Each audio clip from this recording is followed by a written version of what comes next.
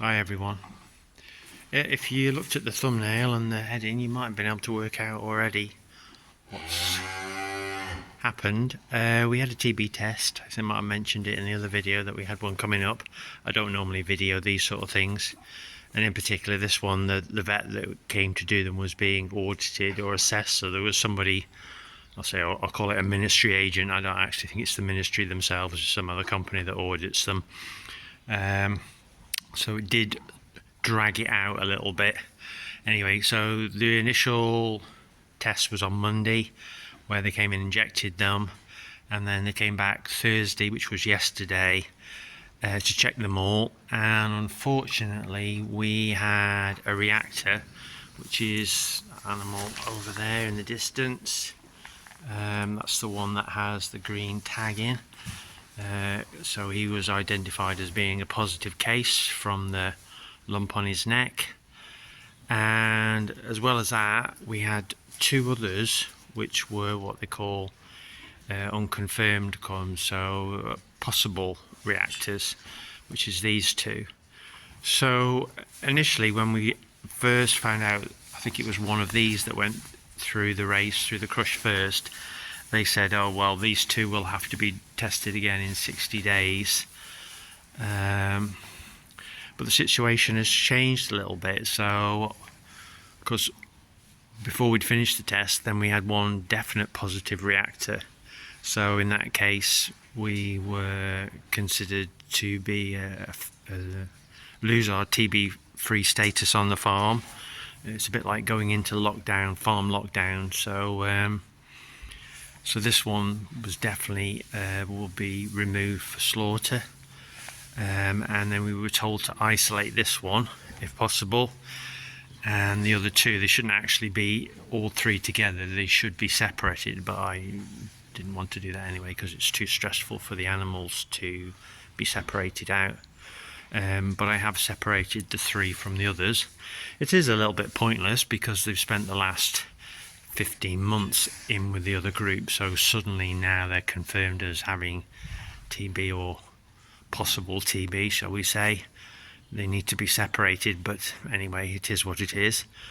Unfortunately, it's got a little bit worse. So this morning I was waiting for a phone call because we were waiting for what they call the collection team to contact us to arrange to collect this animal to take it away for slaughter.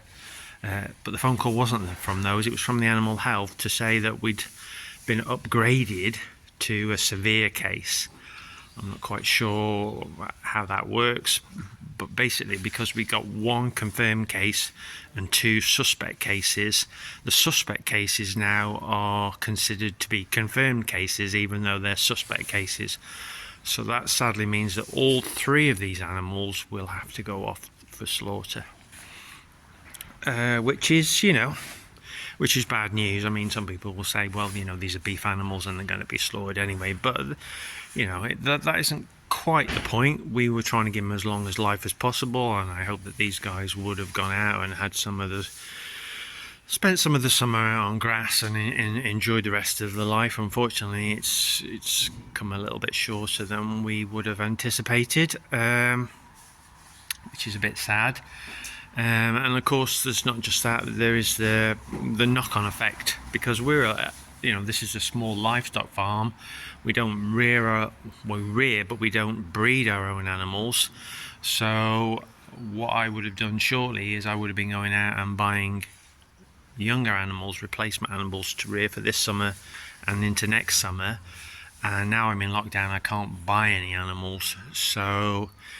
And there's a minimum from now, you have 120 days, which is around 4 months, could be 4.5 months minimum before I will have an opportunity to buy it, which in case most of the early summer at least and spring will have gone and I won't have any cattle to graze the fields, and certainly it's going to affect the profitability of the farm.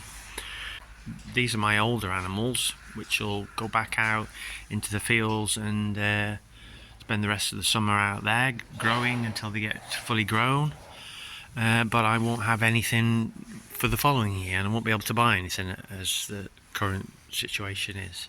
Anyway, sounds like a bit of a moan, and I suppose it is, because, you know, it doesn't make you feel great when these things happen, but, you know, as it were, there's nothing I can do about it, so I just have to accept it. It's part of parcel. I mean, I buy my animals in, and unfortunately we are in an area where there are quite a few cases of TB around. I'm joined by 2 dairy farms who have both had positive cases fairly recently. So yeah, it's not a total shock, but it's still a bit of a shock, and it's certainly a blow.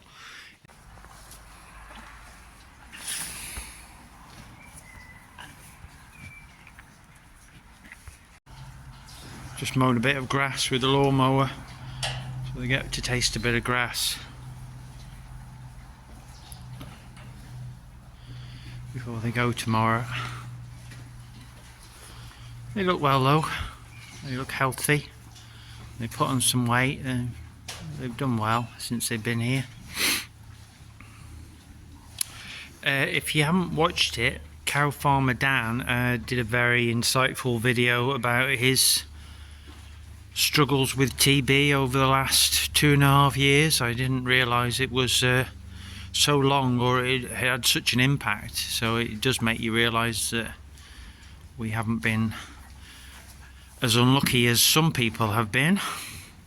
It's good to see that he's now clear again. Yeah, if you haven't watched that, watch it on YouTube, Cow Farmer Dan. I think it went up last weekend. Thanks very much for watching. I'll catch you again soon.